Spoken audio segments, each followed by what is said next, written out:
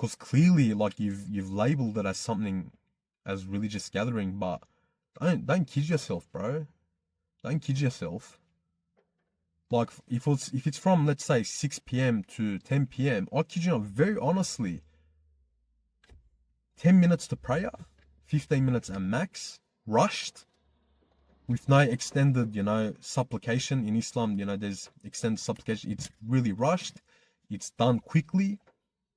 And then what, like 20 minutes of actually reading, and the rest 3.5 or 4 hours is just talk. Just talk and backbite and gossip. Literally gossip. Of, did you hear this person did this? And this person did that. And, oh, how much money did you make today?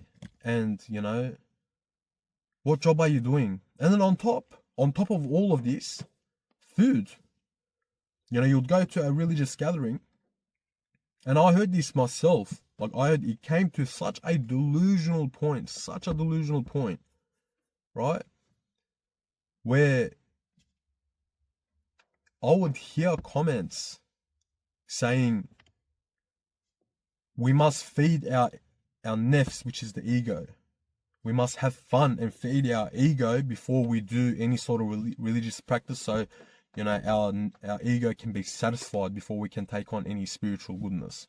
And then you'd go there and there'll be like a fucking, a 20 kilo little, a lamb, like meat, just cut up.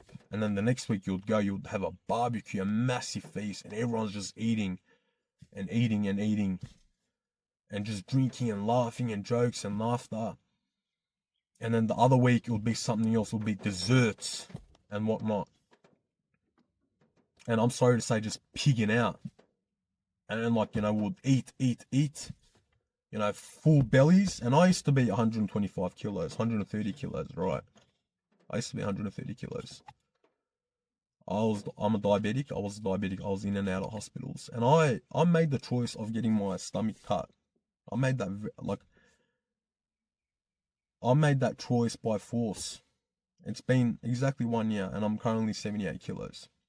And I've told this to many people. And again, this isn't to judge, but I used to tell to many people saying, bro, like, if you want to lose the weight, just, get the operation. Because I tried. I wasn't a person that ate a lot anyway, honestly. Like, my eating would be where, interstate truck driving, for example, because eating slows you down. Like, it cuts that sharpness, especially truck driving, for example. I had 3-day runs. I kid you not, I'll start and it's not healthy, but like, even when I was 120 kilos, Red Bull and smokes, coffee, and I'd smash out my run. And on the second day, literally, when I would finish up everything, I'd come and then I'd smash down 2 kebabs in one go. And that's where I'd gain the weight, because, like, once my work was done, and then that's where I'd crash and feel sleepy. But like, I generally didn't, it would be every 2-3 days intervals where I'd get really, really hungry, and then I'd pig out. And then, I tried dieting and it didn't work. So I'm like, fuck this. I want to lose the weight. So I took the action of getting the operation cut, literally getting my stomach cut. And I've told this to many overweight people. Again, this isn't a judge. And I've heard people say, nah, like, I don't want to give up eating. And I still go through the struggle till today. Every single day I can't eat, even if I wanted to. I feel much better, again, goods and bads. But beyond the topic, like, does it not say in Islam, why isn't anyone talking about this as well? Does our Prophet not say very clearly that having a belly for a Muslim man, the companions, the greatest companions, Hazrat Abu Bakr, Hazrat Umar radiallahu anh, Hazrat Ali radiallahu anh, our Prophet himself, Muhammad sallallahu alaihi wasallam, all the prophets, Moses, Jesus, were they overweight fat men? They were fit as a unit. Does our Prophet not say that you should, 1/3 of it should be food, 1/3 of it should be water, and 1/3 of it should be empty? Does it not say in Islam that you shouldn't overeat? Does it not say that, a man with a belly is cursed and eating is feeding the ego and it's, it's unhealthy? Does not science say this very clearly, that it's bad for your health, that it gives you, brain fog? But again, like it goes back onto my topic of no, like, it's this whole idea of like I don't live that life. Like I'm married. I'm part of an organization. I don't drink. I don't do anything else. So I can set my life where I go to a program once a week. Let's say Monday. I get my 20 minutes of religious input, 10 minutes prayer, and I'll continue that for the next 5, 10, 15 years, and I'm really that's it. That's where the evil lies, bro. Like, clear cut, that's where the evil lies. Because that's where Satan approaches you, whispers into you, and that's why you don't get the sweet taste of Iman, the sweet taste of faith. And I've witnessed this myself until today. If I stop smoking and whatnot, like, again, it's not to promote sin or anything. It's the idea of it is relax. Yeah, relax. It's okay to sin. God says this. God doesn't directly say go sin, but does not God repeatedly mention saying he's the most merciful, he's the most forgiving? Does he not repeatedly, more than the hell and the consequences itself, does he not preach that, it's forgiveness above all? Does he not preach very clearly that if you turn back, no matter what you do, he will forgive? Over and over again. Why do people diminish this whole part of religion? And that's where delusion comes in. And even when I was a person that didn't pray, or I used to go in there and I used to get pissed off. I used to still criticize and be like, bro, like, I'm sorry to say, you're praying like a headless chicken. And the Prophet gave the example of this. Sorry, not a headless chicken. A chicken that pecks for the food, like goes up and down like really, really quick. The Prophet, the Islam says, don't pray like that. And till today, you see people go down like, and I used to honestly think, like, even as a person when I wasn't praying, I used to be like, bro, it takes at least, to say the shortest surah, which is what we recite in prayer. Like, I used to try it, I used to be like, bro, it takes at least 30 seconds. How does this guy get it done in 15? It's like up, down, boom, like done and dusted within like 2 minutes. Like, again, this, if he was, and in Islam, it says this very clearly as well, if you're doing it in private, that's between you and God. Like, that's where you can't, like Islam says that you can't say anything to that. And there's many examples that have been given in this topic in our Prophet's life as well. Many examples have been given where there were people in the what they call hypocrites. In our Prophet's time, in the Medina, in the time where Islam was strong, where they would fornicate, right? And in Sharia law, the ruling technically back then was that you get stoned to death. But there were people that fornicated in their homes. But Islam, and that's another ruling, that's the thing that people don't know about. Islam says, no, you can't say anything because they've done it in private. That's between them and God. That was like the bare minimum. People had the respect. So, like, if you, like, again, and now that, you got to compare what that is of searching faith back then. You don't have to go across a desert and travel for 3 months in the desert to find religion. Because times have changed. But for anyone to come there and claim religion in public, because you're doing it in public, it's an open organization, and you're preaching that, and you do that action, then yeah, anyone has every right to comment and say, because now you're publicly opening it, you're opening this doorway saying this is what religion is. And I used to get pissed off. I used to be like, I used to even say to the people that were in charge, saying, Like I literally turn around and be like, bro, like how, what kind of religious practice is this? And if anything, instead of saying, and that's the main key difference as well. If I was the person that admitted my sin, saying, yeah, you know what, I'm the evil one that sins. Instead of them turning around and saying, yeah, you know what, like you're right, maybe we should change this, they would turn around and they would fucking blame me and attack me. Why? Because, oh, no, you can't fucking speak because you smoke weed and you don't pray and you don't have the 20 years of experience that I do. And I used to get shut down over and over and over again. And what happened was I was always, like, I'll call it, people dump their sins on me. And that's what the word is. That's the evil that people don't realize. The religious people dump their sins on you. They just dump it onto people that are, figuratively speaking, technically in the lower class, just dump it on them saying, yeah, you're this, stay in your lane.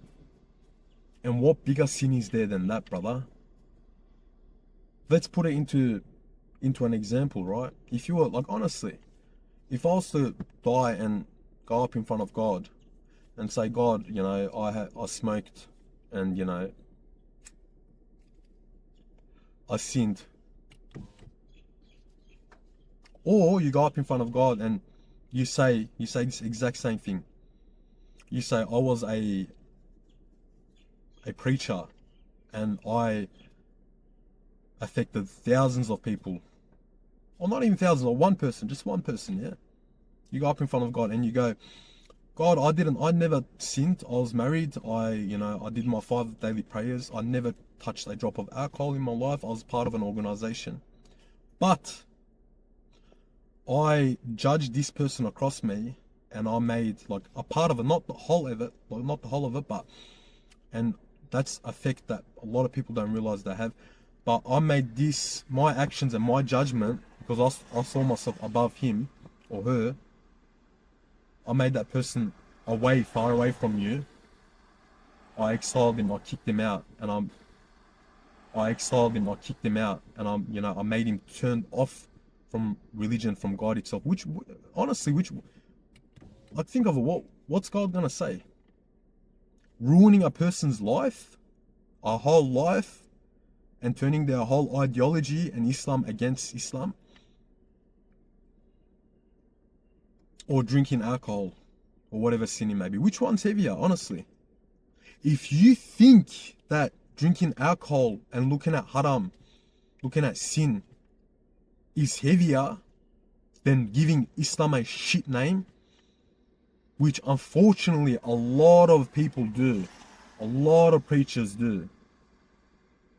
Yeah, and I'm not saying all of them. There are some really, really good ones, but there are some really, really bad ones that don't even know what they're doing. Right? There's the good and bad, and I don't give names. I talk on a general vibe. But I've seen so many. As a Muslim, I got turned off. I was listening to a podcast. I won't give name, but I was listening to a podcast of a very well-known scholar, right? And some incident happened where, you know, they've put a pig's head into the doors of a mosque, right? Which is very wrong. It's disgusting. Yeah. But there's a very clear-cut example in our Prophet's time, right? A guy comes in and he's from a tribe that doesn't, you know, their tribe is known as, they don't really have the ethics, or they don't know, like they're accustomed to their ways. Comes into the masjid, into the mosque of that time, in front of the prophets and the Sahaba, and puts down his pants and takes a piss inside the masjid. And the Sahaba get up and they got really frustrated and angry, naturally, right? Naturally. But then the Prophet says, our Prophet Muhammad sallallahu alaihi wasallam says, you know, clean it up, goes up to the man, approaches him nicely and says, you shouldn't be doing that. And then the guy explains, saying, oh, I didn't know, you know, like in where I come from, we just, wherever we find a building, like, or a place to do our business, we do it. That's because the guy didn't know. And now you see a very clear-cut example of today's day and age, many examples of this happening, where a guy comes up, and this real life example, a guy comes up to a mosque. I've lived this myself, and I've explained this myself as well in my other podcasts. a person that's on drugs and whatnot comes looking for help from a mosque, looking for empathy, doesn't find it, goes back, comes back, stabs a person and kills the person. This happened in Australia. A person's life is gone. Why? Because one person decided to be a hero and say, get the fuck out of here, and gave him a shit attitude, which made him drive even more nuts, and then came back and he picked up a weapon. This isn't blaming, you know, with the podcast that I was listening to as well, this isn't what the action itself. Yes, it's wrong. Them putting on, you know, cutting a pig's head off and putting it there into the mosque, disgusting. Yes, you gotta be firm. You gotta stand for your rights. You do. I'm not saying that. But when I listen to the podcast, this is the part that people don't see. The scholar talks about 5 minutes, a few minutes into, oh, yep, we are not going to act that way. And he starts off his podcast saying we're not going to act that way and we're going to treat with respect this and that. And the other 45 minutes is him just blasting the people. Saying you don't follow the Constitution, you don't follow Jesus and your own prophet and Moses, and you know your leaders of your country said this, and you know we are not going to act like that, but you are this and you are that. And he's just going off, and I was listening to it, I'm like, bruv, like, okay, we understand, but do you realize you just fucking blasted the shit out of the people there? Yes, you didn't physically go and, in a way, do the disgusting action of what they did, of cutting a pig's head and putting it into a mosque, or them, you know, there's many examples of this, people chant in front of the mosque and they swear and they scream. Yeah, that's their way of rebelling against you. You've just turned that around. You've put yourself a suit and tie. You've used nice words. You've used your title and your, you know, your followers, and you claim that, you know, because you don't swear and you don't have a criminal record. But now what you've done is you haven't focused, instead of sitting there and saying, you know what, like, and trying to reflect the topic onto the people in front of you, the Muslims, saying we should do better. Why are people acting like this? Because clearly, why are people acting? Why are people giving this really negative reaction towards Islam, towards religious people, towards faith? Why? If you, as a religious preacher, if you're doing everything wrong, and since you claim to tick all the boxes for the last 10 years, 20 years, 30 years, or whatever it may be, why do you not have an outreach? Why is Islam still suffering? Why are people still sinning? Why are they still far away from God? Why are people still swearing at Islam or to God himself? Why? Because you don't want to take any responsibility or action into your own wrongs. Because you think that everything you do and everything you say is gold. Because you have made yourself believe that because of the certain lifestyle that you've taken, you're set and evil doesn't exist within you. You've honestly made yourself believe that. And you're repelling people further and further away, and you don't even see it. That's the most upsetting part. You don't even see it. I go to a mosque, and I've given this example as well. The Imam comes off as soon as he's done with his talk, he comes off. There's no Tasbih, the extended thing that you do after the prayer. He just goes off, and he starts chatting to the people. Like, what are you doing, brother? What are you doing? And I'm not supposed to say anything because you're an Imam, because you have that title. Says who? Like, and that's the thing, says who? Who says that we can't criticize and question these stuff? This isn't me disrespecting his whole life and his whole thing. It's me saying the action of why are you not doing the Tasbih? Yeah, don't do it in your own time, but you've chosen that title, bro. Or even the public gatherings and the religious gatherings that you've labeled this as a gathering. So stick to the principles of Islam. But when you label it as something and you do something completely wrong, and I'm a person, I come there having barely any time, you know, barely, because I work, I want to work, I got shit to do, and people have shit to do. You go there and it's a 10-minute quick prayer and a 15-minute talk with, like one line is being said and it's just the other rest is just the guy's opinions. Oh, and I think it relates to this, and and the guy just starts putting his own. It's like, brother, read the book, read the Qur'an, read the text. Well, I don't want to hear opinion. I want to hear from this text. I want to focus on the Prophet's life. I want to focus on the Qur'an. But no, it's just, and then the most funny thing is, it's just all talk. Just talk and arguments. It's like a bunch of leeches, right? Blaming each other. That's what, and I've seen this for years. Just constant talk, picking up the phone. Oh, did you do this? No, I didn't do it. Why didn't you do this? But I told you to do this, and you told me to do that, and I told you to take this. And it's just arguing between each other for years and years. And like, you look, 10 years have gone past and nothing has changed. Not one thing has changed in any sort of action have been taken. No action's been taken.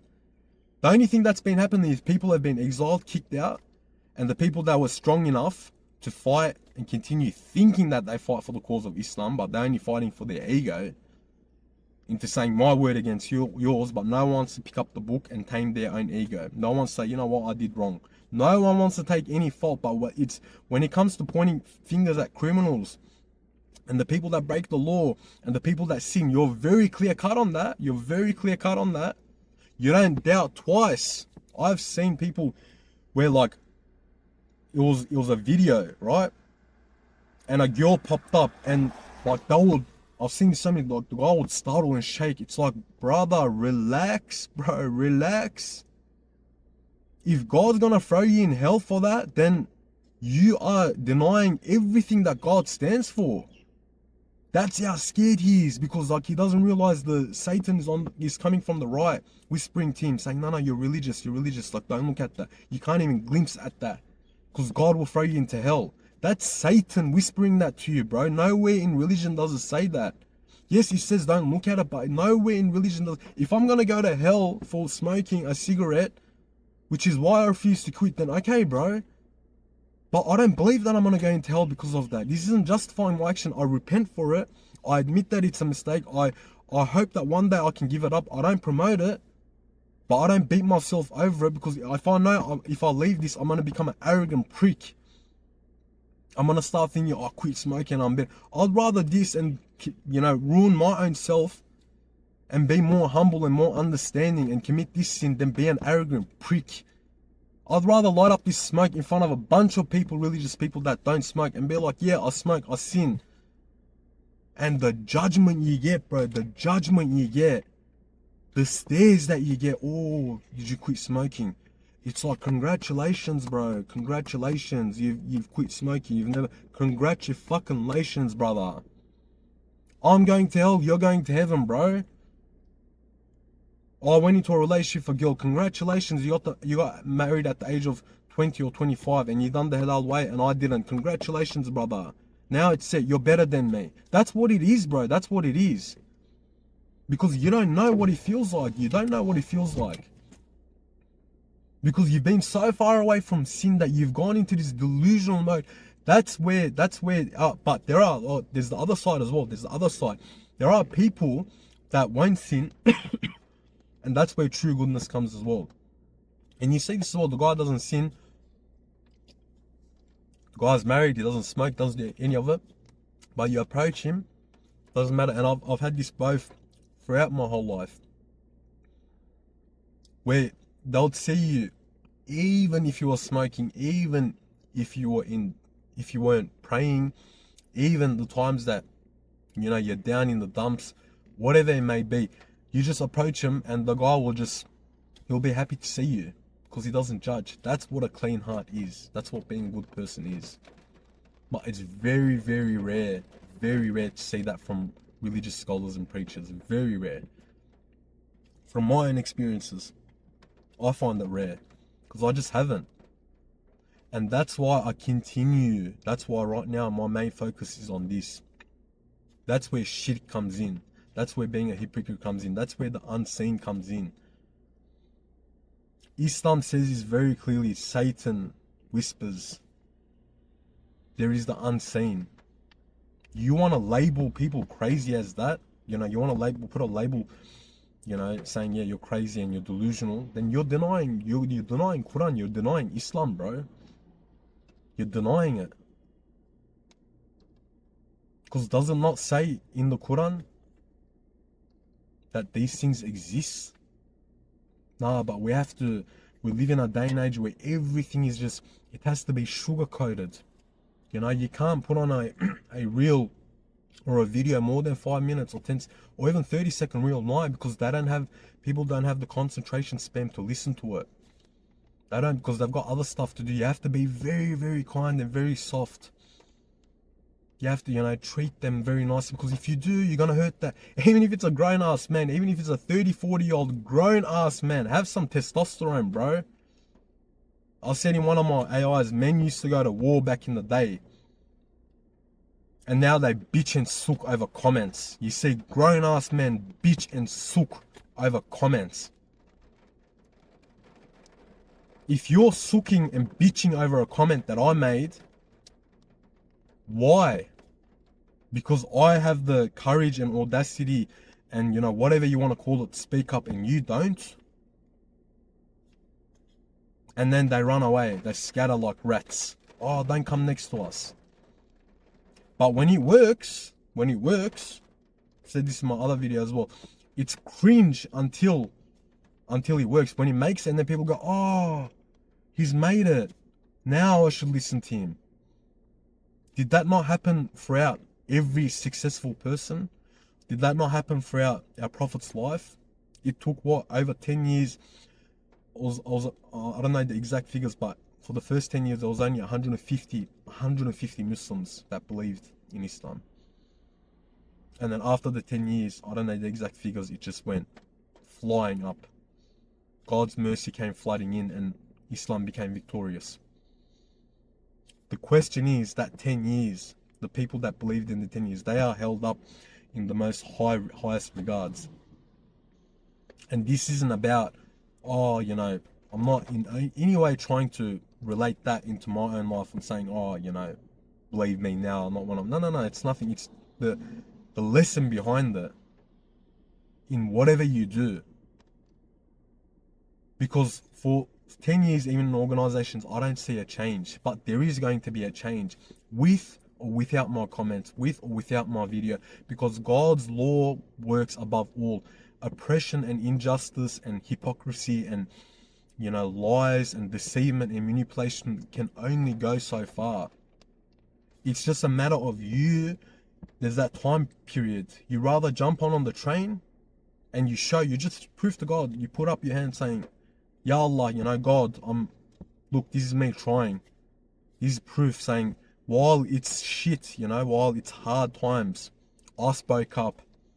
I did what I can. Even if I'm a sinner, I did everything that I can. I changed myself. I looked at myself. I reflected myself. I implemented actions. I lost because I spoke the truth. I took the pain because, you know, I tried out new things that were out of my comfort zone. I did this, and I you know, it's just proving it to God to show I'm here. And then when that time period ends, and things will automatically, because God's law will change, the good will always win evil.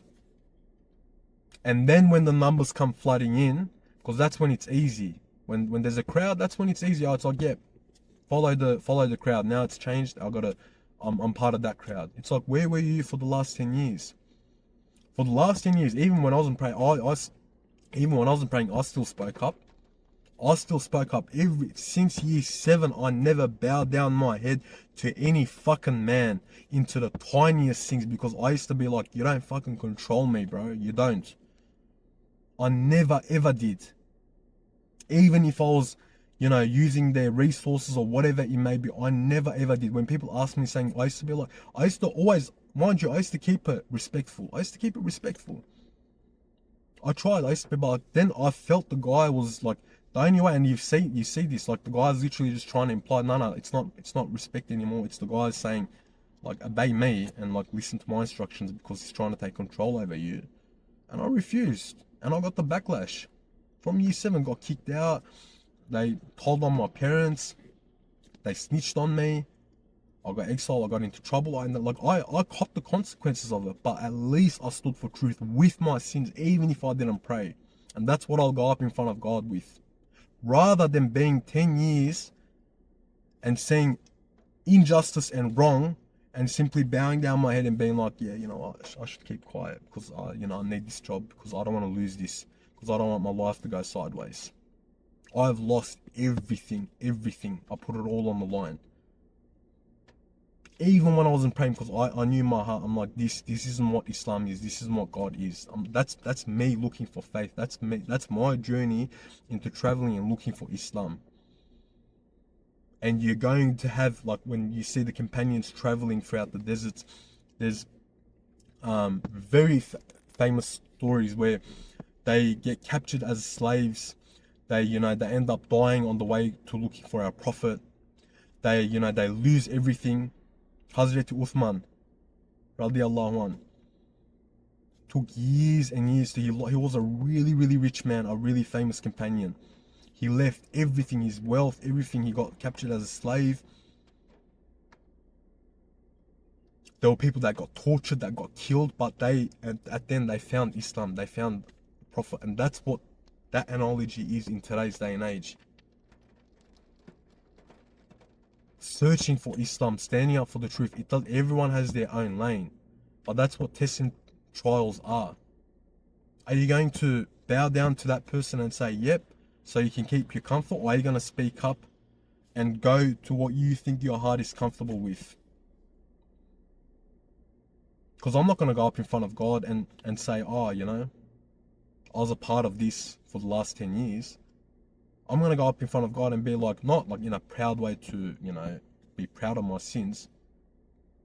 I'm going to go up in front of God and be like, yep, I've sinned. These are my sins, but I've asked for your forgiveness, God. And I hope that you can forgive me.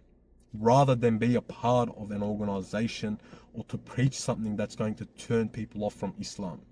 Until today, my videos and all my hour edits, I say very clearly, I'll leave it up to the person. I say it for what it is, as raw as it is. Because I know that people will take the good and leave the bad. I'm not the one that's controlling it. But people get into this delusional thought. I have to dress a certain way. I have to act a certain way. I have to refrain from certain sins. I have to refrain from this. No, bro.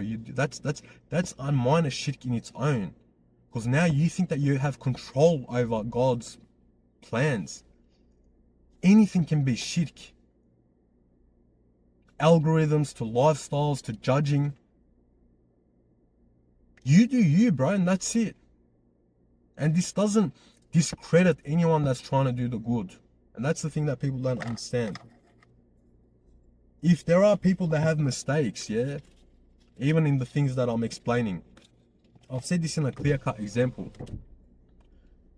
If you worked for a company for 10 years and that company went bankrupt and burnt down, does your 10 years of skill and the good that you've done, does it go to waste? It doesn't. That lives with you. That's what religion is. Until people understand that, you're going to continue committing shirk, because your skills, your manaviyat, the good that you do, the good that you've done for God is between you and God. That's within you. That's not connected to anyone else, to any organization. Just the way with work, right? You get a qualification, you get a degree. When you get a degree, the certificate, it's done. It's with you for life. It doesn't matter if you've changed 50 different companies. Does that company take away your degree and say now you? No, if anything, you leave that company with more experience. You move on to a different company. But the skills live with you. How do people not understand or see this? How do they not see this? And they want to leech onto this organization and leech onto their positions and this title and everything. And they want to claim it. That's what I'm pissed off at.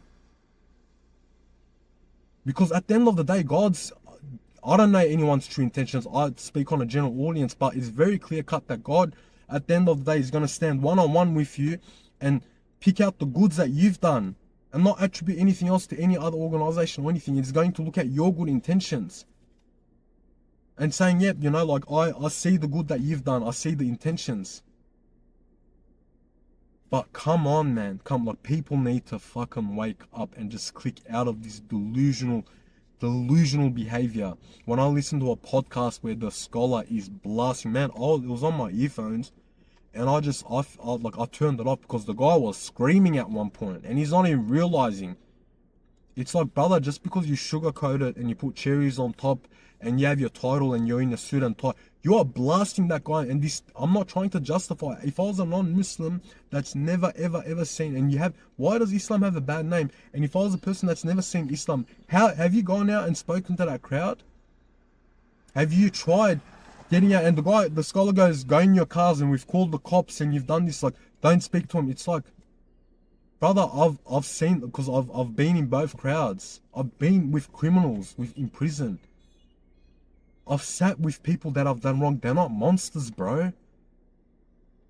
They're not gonna, they don't hate you as a person. They probably have seen something really disgusting about Islam through people's actions. And maybe out of that 100 people, there's 20 of those people, or even one person that's open to, their heart is open to Islam. So your job is to accept all 100.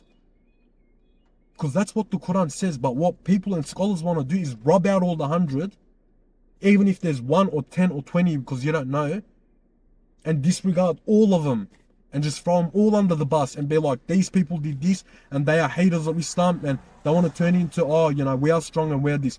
Brother, it's very, very obvious in a country like Australia, Islam, even when you're doing trade, when people hear the name Muhammad, when people hear the name, the Wog name, right? When people see a beard, when people see Wogs, they get turned off just from the looks. They automatically go, no, this guy's going to deceive me. This guy's going to fuck me over. This guy's shifty. Why? Why is there this? Why? Clearly there's a bigger picture out here. Yeah, clearly there's something way bigger here. It's not about that small action or that small word. But instead of sitting down and saying, you know, I gotta, maybe like as a scholar, you would say, I've done this for 20, 30 years. Let me try changing my approach. You know, if I've come to this, the same action, I've sat down and I've talked and I've, you know, used books and for 20, 30 years, can I not change something?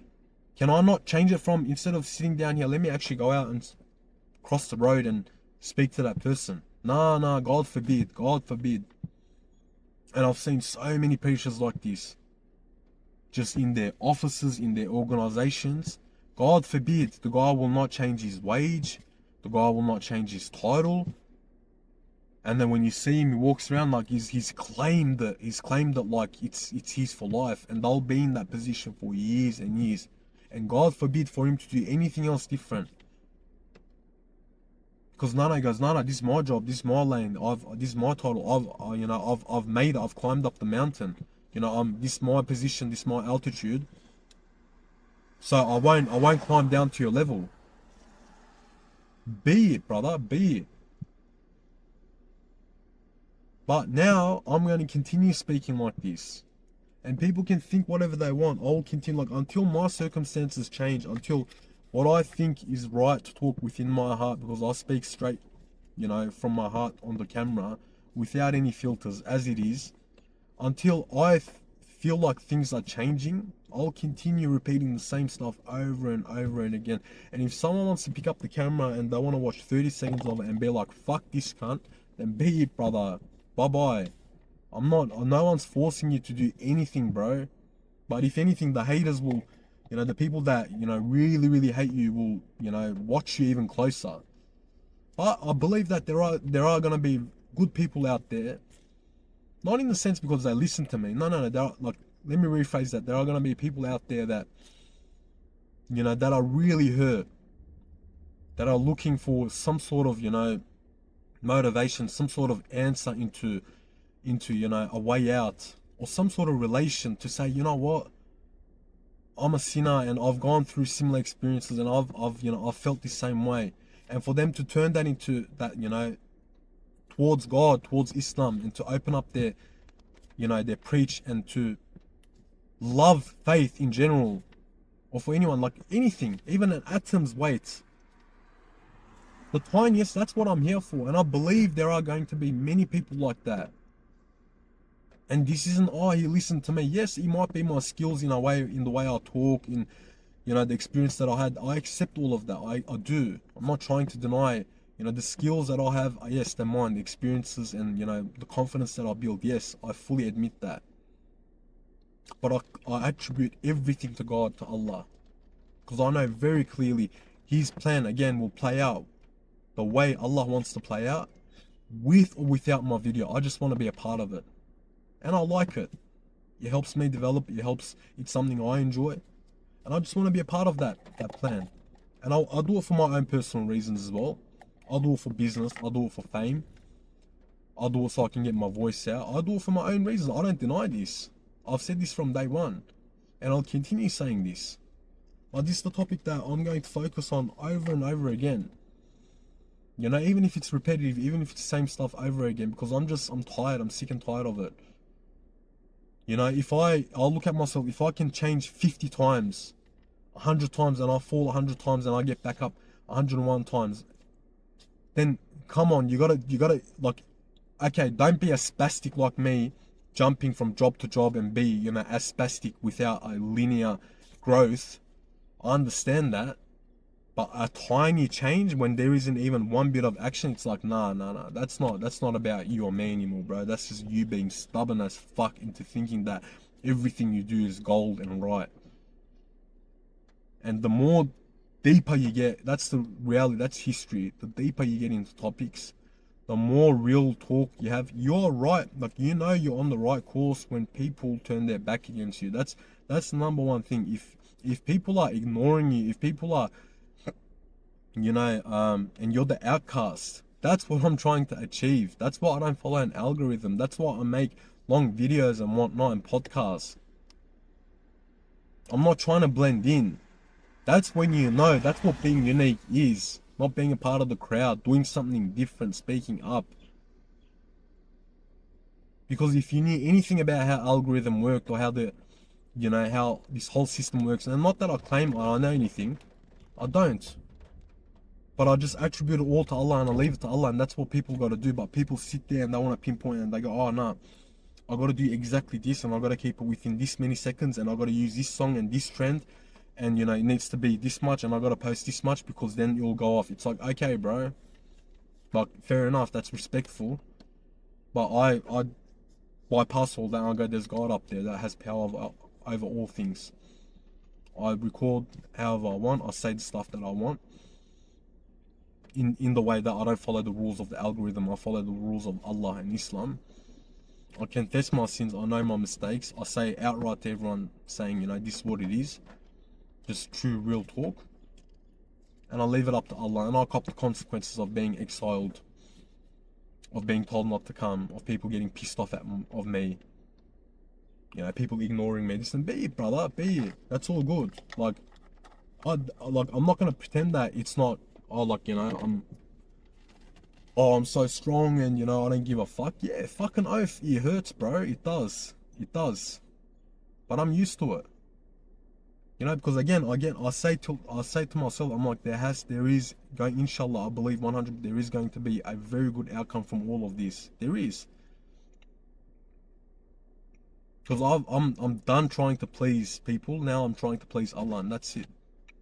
That's what I learned, and I've gained that connection with God, and I gained my voice and my confidence, and that is the biggest win to me over anything in the world, over anyone's opinions, over anyone's friendships. And this doesn't mean that I hate people and I hold grudges against them, and you know, I keep tabs. And this, no, it doesn't. It doesn't. But clearly, I've said this before as well, it's quiet. It's been very quiet for the last 10 years. But, you know, hopefully when the day comes when it's not quiet and where I make it, watch people, and that's, you hear this story from how many people, watch people change their ways. Oh, how are you? Let's catch up, this and that. It's like, brother, where were you when I messaged you and you ignored my messages, you know? Now that, you know, and that's with everyone that makes it. You know, unfortunately, money speaks, numbers speak, fame speaks, right? That's what it is. Because you need to throw the dollars and the money and the fame, saying, yeah, you know, dangling in front of people and be like, now listen to me, and people, you know, open up their eyes and be like, oh, he's got something to say. But I still want to speak like this just to prove it to myself and to prove it to Allah that I spoke the truth, that I stood by my word, even when I was on Centrelink, even, you know, when I wasn't praying, even when I was on drugs, even no matter what phase of my life, rich or poor, I still stood by what I think is true to my inner voice. with my wrongs, with my rights, you know, with my pros, with my cons. That's it. And that's just been me. And I prove that only to Allah. You know, I'd rather do that any day of the week, even if I sin tomorrow, even if I completely, you know, do something wrong tomorrow and I turn away from religion, I still won't attribute bad to Allah. I'll be like, that's my mistake, that's due to people's disgusting actions, and that's it. And I'll still put Allah, God, in my heart in the highest regards. Whether I make it or not, even if I don't make it, nothing comes out of this. Honestly, nothing comes out of this. And it completely crashes and burns, whatever. Be it, honestly, be it. I can only try, but be it. I'll be like, that's all good. I guess it wasn't good for me. But I will not blame Islam. I will not blame faith. I will not blame God himself, right?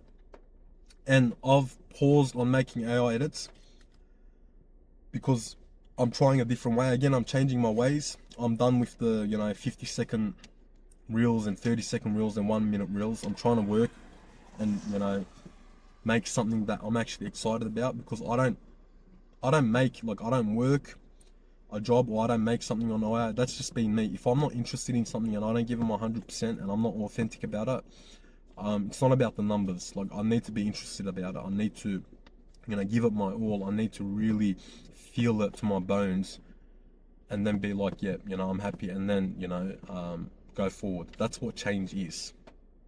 That's how you grow. You just keep changing. You force your way into different ways. But, you know, again, this is each to their own. No one has to change anything of themselves. The only reason why I speak about this is the moment you take public and you put religion into it, that's when it becomes a problem, bro. Because you can do whatever you want at your home, in your personal life, and there are a lot of people that do that. Generally, the people that are seen as the outcasts or whatever, the sinners, they live their own life. They go, yeah, whatever, you know, I sin, I got a girlfriend, but the guy goes, yeah, like, you know, it's my own life. I'm not trying to say it's right or whatever it is, but as wrong as, you know, because there's a lot of heavy focus on the wrong, but at least that guy is to himself, bro. That's between him and God. At least he's not going and doing something, you know, affecting and, you know, other people's life. And, you know, let's say that guy was going to leave all the sins, but then he was going to become the most arrogant prick, and it was going to turn people off from Islam. And maybe God prevented him, or God is making, you know, making him wait into his own time where it's right for him to turn to religion. Because we don't know that. You don't know that. Each to their own.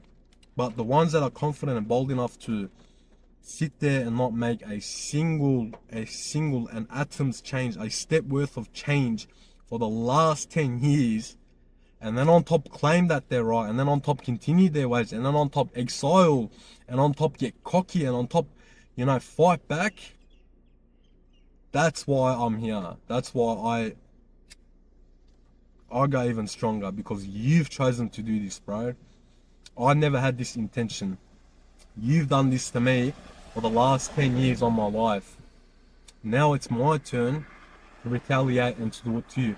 I want to see how it feels when I put the medicine in your own mouth. How does it feel tasting your own medicine, bro? I'm gonna feed it into your own mouth, you know, until you taste it, and you're gonna taste it and you're gonna be like, fuck, that feels like shit. You're gonna be like, that tastes like absolute shit. I'm gonna be like, yeah, that's what you've been feeding me for the last 10 years. How does your own shit taste when you put it into your own mouth? It doesn't taste very nice, does it? It doesn't taste very nice when I come here and become a judgmental prick and I criticize everything that you do, and, you know, I talk and, you know, I discredit you, does it? It doesn't feel very nice, does it? You know, how do you feel about it? It doesn't feel good. Yeah, but it is what it is. When you do it, it's okay, because you do it in a different disguise, without swearing, without a cigarette, you know, in your uniform and title, and suddenly everything you say is right. But when I do it, it's wrong. No.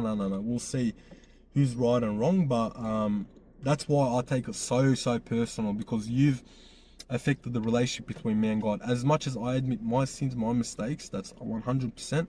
There's no accusation in this, but I've went through it, and I will not let anyone else in my capacity, within my reach, for anyone to feel turned off from faith due to organizations, due to scholars, due to religion, and this is not for all. There are some amazing scholars out there that you see them change and their humbleness and whatnot. You see this for years, and there's some scholars that haven't changed an inch, right? The good and the bad. But I'm here to make sure that, you know, as much as within my reach, that no one goes through the pain and struggle, and they shouldn't be deprived from God's love for years and years, and it should take them 10 years to find their true voice and their inner voice into knowing that God loves them no matter what it is, no matter if you're an atheist, no matter if you're a sinner, no matter if you've got a lot of mistakes. You don't have to be a scholar, you don't have to be religious, you don't have to be praying. You just need to turn to God in any sort of way, and that's it. That's all there is to it. That's my whole preach. God loves you, Allah loves you either way. God is mercy, right? Evil does not come from God. Evil comes from humans. It comes from the unseen, it comes from Satan, it comes from, you know, our own sins. It does not come from God. There are going to be ups and downs in life. God will test you. Just stay strong. Don't blame it on God. Just be positive, love God, and just try changing your ways bit by bit. Bit by bit. I'm not trying to promote sin or justify it, but this is just a whole different perspective to look at it. Yeah, a completely different perspective that I feel like people, a lot of people refuse to talk about, because these are just all topics, you know, topics that we shouldn't get into. But yeah, that's all for my season 2, episode 1. I'll continue my podcast. Hopefully, I'll see you in episode 2 of season 2. Again, for anyone out there that's listening and, you know, trying to take the good out of this, I appreciate it. Thank you. I'll see you next time. Take care.